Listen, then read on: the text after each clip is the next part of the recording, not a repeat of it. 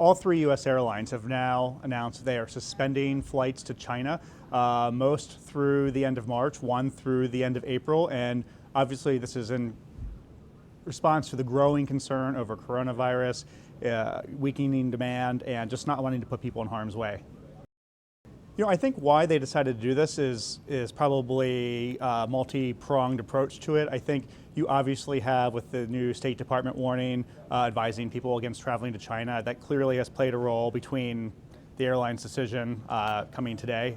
But I think also, they have flight attendants and crews and other workers that by continuing these flights, they're continuing to fly in and out of a zone right now where the U.S. government is recommending Americans don't travel to. So I think it's probably some combination of those things, and not to be underestimated is weakening demand between just general concerns and with the actual U.S. government warning against travel to China. I think it's safe to say that demand for those flights is probably as low as it's been in a while.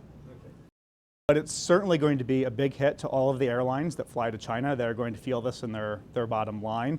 And, we've seen reactions to previous viruses and outbreaks, pandemics, but this is a pretty pronounced reaction to have all three big U.S. airlines suddenly pull down their schedule to mainland China. I think we need to see what happens next with the Chinese carriers, whether they follow suit. They're more dictated by political concerns than the U.S. carriers, but it's a big deal.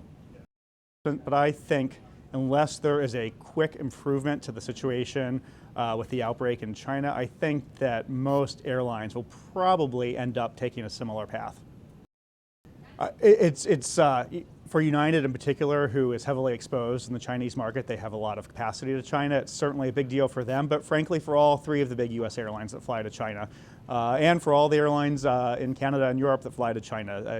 You don't want to lose those flights, you don't want to lose those revenue, and even if the situation improves quickly, that's probably going to dampen demand longer than it takes for the situation to recover on the ground. So this is going to have a big impact. It will certainly hurt revenue, it will certainly hurt their finances, and depending how long demand stays down, we may even see some capacity just stay temporarily or stay reduced indefinitely. At this point, it's a advisory against going to China. It is not a prohibition. So if you can find an airline that continues to fly there, it's at your discretion or your